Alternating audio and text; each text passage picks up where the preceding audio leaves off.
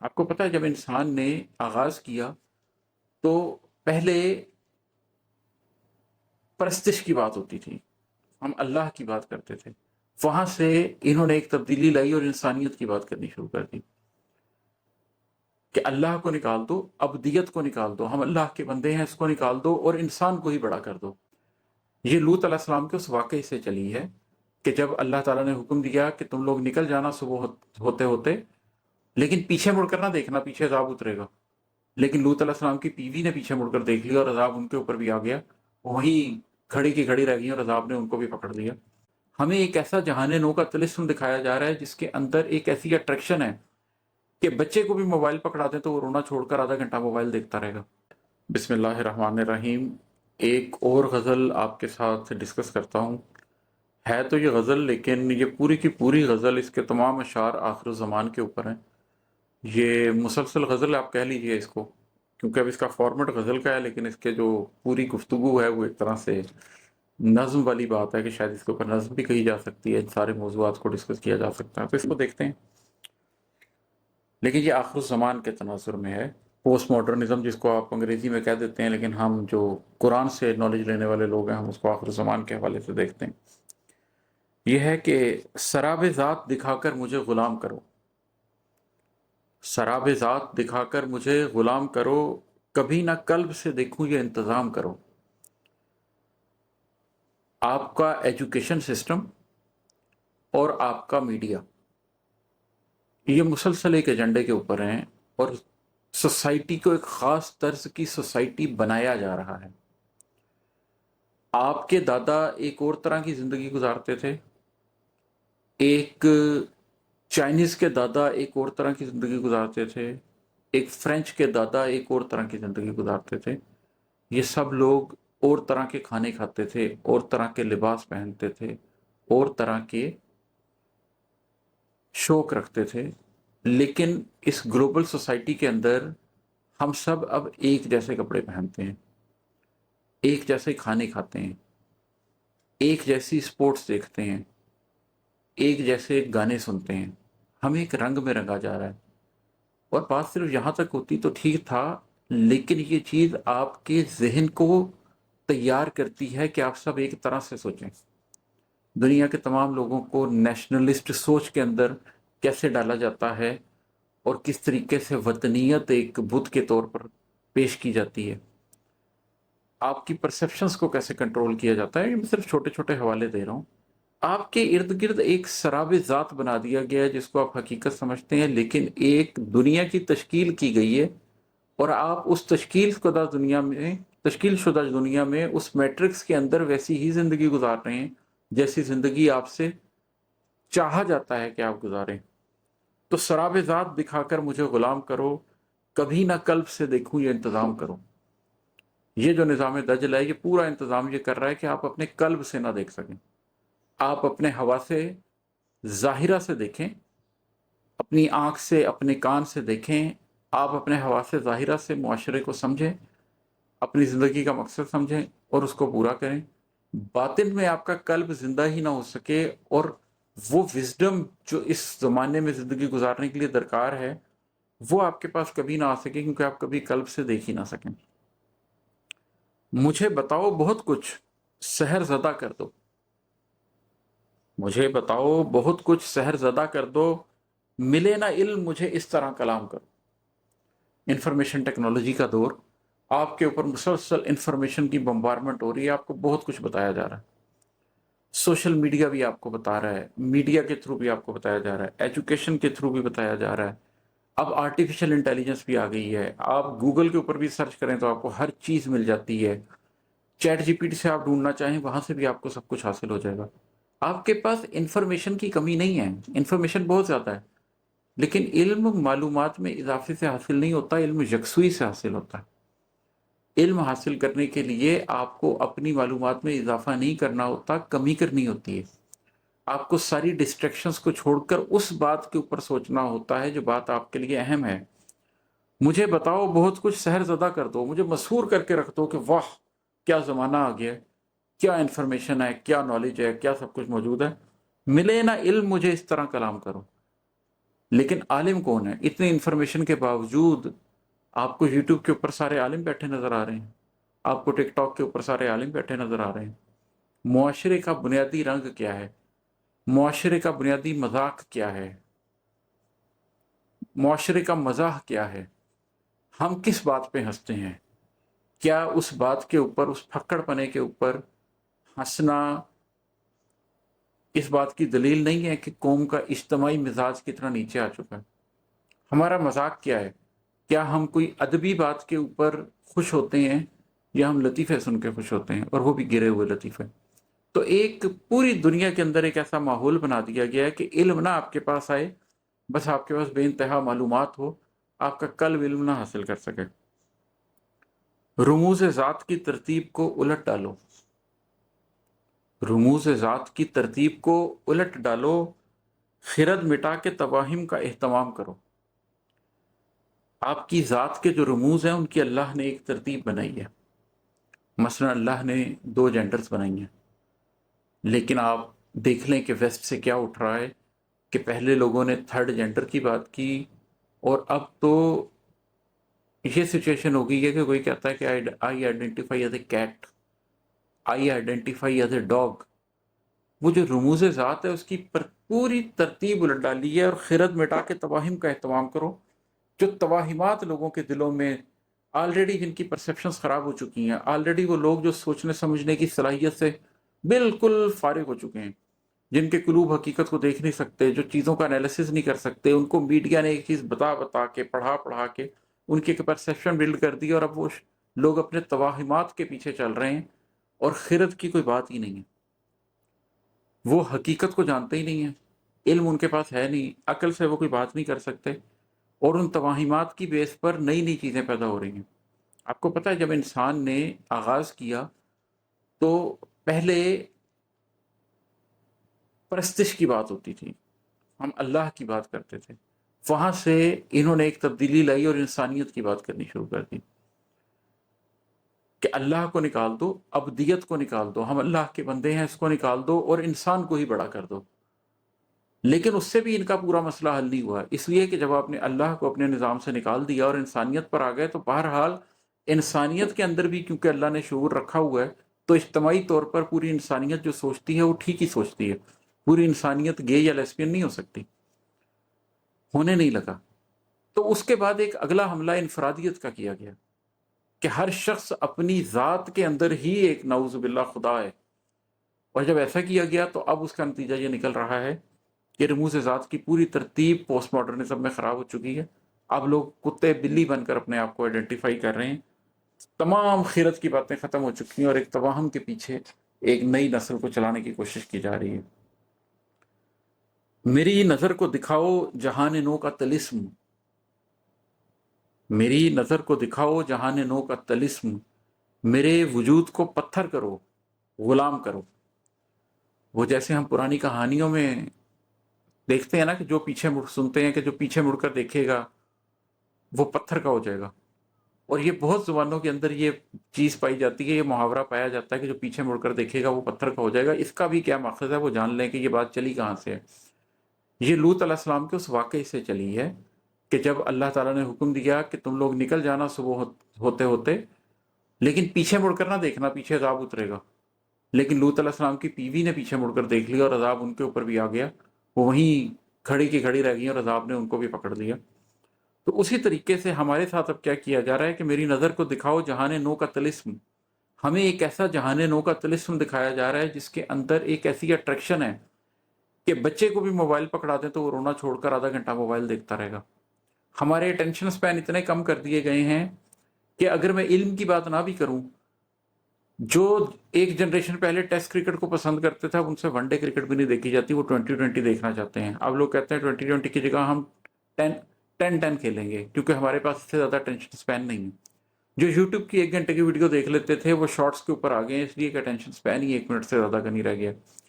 آج کے بچوں میں ADHD جتنا زیادہ بڑھ چکا ہے، اٹینشن ڈیفیسٹ ہائپر ایکٹیویٹی ڈس آرڈر اتنا زیادہ بڑھ چکا ہے ADHD، اس کی وجہ یہی ہے کہ بچے کانسنٹریٹ ہی نہیں کر پاتے۔ تو وہ پورے معاشرے کی ایک شکل ایسی بنائی جا رہی ہے کہ ایک جہان نو کا طلسم ہے جس کے اندر وہ سارے کے سارے پتھر ہوتے چلے جا رہے ہیں، اور بس اس طلسم کو دیکھ رہے ہیں۔ نظام عدل مٹا دو، معاش ہو کہ سماج، سیاسیات میں دجال کو امام کرو۔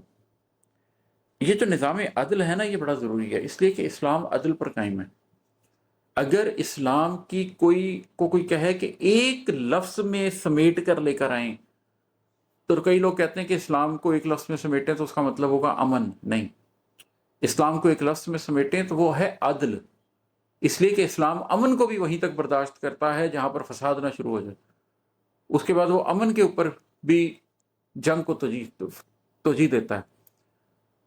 کیپٹلزم کے اندر آپ دیکھ لیں فریڈم کی بات ہوتی ہے، سوشلزم کے اندر آپ دیکھ لیں ایکویلٹی کی بات ہوتی ہے۔ اسلام اس حد تک عدل کی بات کرتا ہے کہ وہ فریڈم اور مساوات کے درمیان بھی، فریڈم اور ایکویلٹی کے درمیان بھی عدل کی بات کرتا ہے کہ ایک لیول تک فریڈم دیا جائے گا، ایک لیول تک عدل کے، ایک لیول تک ایکویلٹی دی جائے گی۔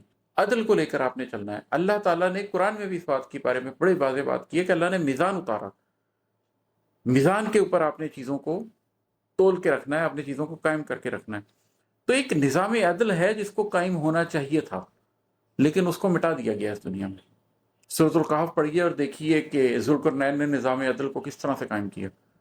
انہوں نے نظام عدل کو ایسے قائم کیا کہ انہوں نے ایک سفر کیا، وہاں پر ان کو ایک ایسی قوم ملی جس کے اوپر کوئی سائبان تک نہیں تھا، سایہ تک نہیں تھا ان کے اوپر، بالکل کسمہ پرسی کے عالم میں رہ رہے تھے۔ انہوں نے کیا کیا؟ کچھ بھی نہیں کیا، ان لوگوں کو اسی حال میں چھوڑ کر واپس آ گئے۔ عدل کا تقاضا کیا تھا کہ اگر تمہارے پاس طاقت ہے تو تم بالکل پریمیٹو لوگوں کو کچل نہ ڈالو۔ لیکن آپ دیکھ لیں کہ نو آبادیاتی دور میں جب یہی طاقت مغرب کے پاس آئی تو ہم نے آسٹریلیا کے ابوریجنس کے ساتھ کیا کیا، ہم نے امریکہ میں رہنے والے نیٹو امریکنس کے ساتھ کیا کیا، ان سب کو مار دیا، ختم کر دیا، کچل دیا گیا۔ افریقہ میں لوگوں کے ساتھ کیا کیا گیا۔ تو یہ ایک نیا نظام اٹھا، لیکن یہ نظام کیسا تھا؟ یہ نظام دجل کے اوپر قائم تھا۔ چنانچہ اس پورے نظام نے عدل کو ختم کر کے رکھ دیا، اس نے عدل کے اوپر زندگی نہیں گزاری۔ ذوالقرنین کے سفر میں دیکھیں کہ انہوں نے ایک اور سفر کیا، تو وہاں پر ان کو لوگوں نے کہا کہ یاجوج ماجوج فساد کرتے ہیں تو ہم آپ کو خراج دیں گے، ہم آپ کو پیسے دیں گے، آپ ان کے اور ہمارے درمیان ایک باڑ باندھ دیجیے۔ ذوالقرنین نے کیا کیا؟ انہوں نے کہا جو میرے رب نے مجھے دیا وہ میرے لیے بہت ہے، تم صرف زور بازو سے میری مدد کرو۔ آپ کو لگتا ہے کہ آج کی دنیا میں آج کی قوتیں یہ کہتی ہیں کہ ٹھیک ہے تم صرف زور بازو سے مدد کرو، ہم تمہارے ملکوں میں ڈیم کی ضرورت ہے تو ڈیم بنا دیں گے، ہم تمہارے ملکوں میں پلوں کی ضرورت ہے تو پل بنا دیں گے؟ نہیں، بلکہ آپ غریب سے غریب بھی ہوں تو آپ کو قرضے دے کر آپ سے یہ کام کروایا جاتا ہے۔ نظام عدل وہ تھا جو ذوالقرنین نے قائم کیا تھا۔ آج کی دنیا میں جو نظام عدل قائم ہو رہا ہے وہ نظام عدل نہیں ہے۔ تو نظام عدل مٹا دو، معاش ہو کہ سماج، معاشی طور پر بھی عدل کا نظام مٹا دو۔ اس کے اوپر ایک بڑی لمبی ڈسکشن ہو سکتی ہے کہ کیسے گولڈ سٹینڈرڈ کو ختم کیا گیا، کیسے سونا پہلے بیکڈ بائی گولڈ تھا، کیسے راتوں رات اس سونے کو بیکڈ بائی گولڈ نہیں رہنے دیا گیا۔ فرانس نے ایک موقع پر کہا کہ ٹھیک ہے ہم آپ کے ڈالر آپ کو واپس کرتے ہیں، اس کے بدلے میں آپ ہمیں سونا دیں۔ رچرڈ نکسن صاحب ٹی وی پر آ گئے، انہوں نے کہا اس کو ہم امریکہ پہ حملے کے برابر سمجھتے ہیں، اس لیے کہ وہ نوٹ ایشو کیے جا رہے تھے لیکن اس کے پیچھے سونا تھا ہی نہیں، کوئی حیثیت ہی نہیں تھی اس سونے کی، ان نوٹوں کی۔ وہ ایسے چیک تھے کہ غالباً کوئی شخص چیک کاٹ رہا ہے لیکن اگر آپ بینک میں لے کے جائیں تو وہ آنر ہی نہیں ہوں گے۔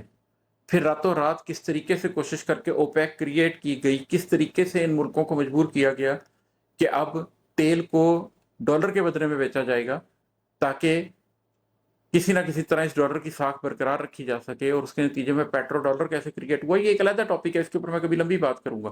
لیکن آپ کی پوری پیپر کرنسی کو کریٹ کیسے کیا گیا، پھر ہارڈ کرنسیز کیسے کریٹ کی گئیں، جن کے جو پاؤنڈ ہے، جو ڈالرز ہیں، یہ کیسے کریٹ کیے گئے، سافٹ کرنسیز کیسے کریٹ کی گئی، جو پاکستان کی کرنسی ہے، جو سری لنکا کی کرنسی ہے، جو ڈیویلیو ہوتی چلی جاتی ہے۔ ڈیویلیویشن ان اٹ سیلف کیا ہے؟ انفلیشن کیا ہے؟ انفلیشن ایک ڈاکہ ہے۔ رات آپ کے پاس 100 روپے تھے، آج اس 100 روپے میں وہ چیز آتی ہے جو کل 95 روپے کی آتی تھی، تو اس کا مطلب آپ کے 5 روپے راتوں رات آپ کے سوتے ہوئے آپ کے اوپر ڈاکہ ڈال دیا گیا۔ تو یہ کس طریقے سے ایک پورا معاشی نظام سود کے اوپر کھڑا کیا گیا، اور پھر کس طریقے سے پیپر کرنسی کو لایا گیا ہے، کیسے پیٹرو ڈالر اکانومی بنائی گئی ہے، اور کس طریقے سے ان ملکوں کو نام نہاد آزاد کیا گیا ہے، لیکن معاشی طور پر کس طریقے سے یہ انسلیوڈ ہے۔ بڑا لمبا ٹاپک ہے، کبھی تفصیل سے اس پر بات کروں گا، لیکن اس شعر کی حد تک نظام عدل مٹا دو، معاش ہو کہ سماج، معاش سے بھی نظام عدل مٹا دیا، اور پھر سماج سے بھی مٹایا جا رہا ہے. جس طریقے سے نیوکلیر فیملیز کو کریٹ کیا جا رہا ہے, جس طریقے سے وہ جو جوائنٹ فیملی کا ایک پورا کانسیپٹ تھا جس میں ماں باپ کے لیے ایک سوشل سیکورٹی کا سسٹم تھا, بوڑھوں کے لیے سوشل سیکورٹی کا سسٹم تھا, اس کو ختم کیا جا رہا ہے. اور معاشی اقدار کو کس طریقے سے تبدیل کیا جا رہا ہے, اخلاقیات کو کس طریقے سے تبدیل کیا جا رہا ہے, نیو نارمل اخلاقیات کا کیا آ رہا ہے, وہ آپ سامنے دیکھ سکتے ہیں. اور سیاسیات میں تو دجال کا ایک پورا نظام ہے جو کہ دنیا میں آ چکا ہے. اب تو صرف دجال کے آنے کی دیر ہے. کس طریقے سے آپ کو دڑبوں میں بانٹ دیا گیا ہے, 192 دڑبوں میں بانٹ کے ہر ایک پاسپورٹ رجیمز لگا دی گئی ہیں. اللہ کی زمین پر آج تک ہجرت منع نہیں تھی. پچھلے 60-70 سالوں میں کس طریقے سے ہجرت منع کی گئی ہے کہ آپ نہیں کر سکتے. آپ کے پاسپورٹ کی ضرورت ہے, اس کے بعد آپ کے ویزے کی ضرورت ہے, اور وہ ویزا ہم لگائیں گے, اپنی مرضی سے لگائیں گے. تو یہ ایک پورا سسٹم ہے جس کے تھرو دنیا کو کنٹرول کیا جا رہا ہے. نظام عدل مٹا دو معاشوں کے سماج, سیاسیات میں دجال کو امام کرو.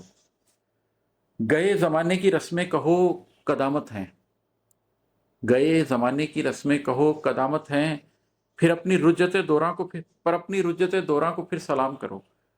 جو ہزاروں سال کی رسمیں چلی آ رہی ہیں جو دین کی بنیاد پہ کھڑی ہوئی ہیں. ابھی میں نے کچھ دن پہلے ایک اور ویڈیو ریکارڈ کروائی کہ کس طرح 4000 سال سے دین ابراہیمی میں قربانی کی روایت چلی آ رہی ہے, اور اب بڑے آرام سے لوگ کہہ دیتے ہیں کہ اس کی جگہ ہم کسی کو غریب کو پیسے دے دیں گے.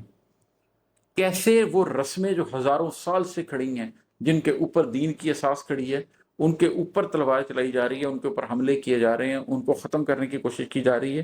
اور پھر جو آپ کی نئے زمانے کی جو رجت دورہ ہیں, اس کو کہا جا رہا ہے کہ سلام کرو. جو نئی اقدار لے کر آئی جا رہی ہیں, ان کے سامنے سب کا سر کس طریقے سے جھکایا جا رہا ہے. اب ایسے دور میں زندہ رہو تو بچ کے جیو, اب ایسے دور میں زندہ رہو تو بچ کے جیو, خدا سے ربط بڑھانے کی طرز عام کرو. اب یہ جو دور آ گیا ہے, اس میں اگر آپ نے زندہ رہنا ہے تو پھر ایک ہی طریقہ اپنے آپ کو بچا کے چلیں. یہ لڑنے کا وقت نہیں ہے, یہ لڑنے کا زمانہ نہیں ہے, یہ اپنا دامن بچانے کا زمانہ ہے, اپنے آپ کو اور اپنے خاندان کو بچانے کا زمانہ ہے. یہ وہ زمانہ ہے جس میں کہا گیا تھا کہ جو شخص پہاڑوں میں بھیڑ بکریاں چرا رہا ہوگا وہ اچھا رہ جائے گا. تو اس زمانے کے اندر اپنے آپ کو بچا کے رکھیں اور خدا سے ربط بڑھائیں. اب وہ خدا سے ربط کیسے بڑھے گا؟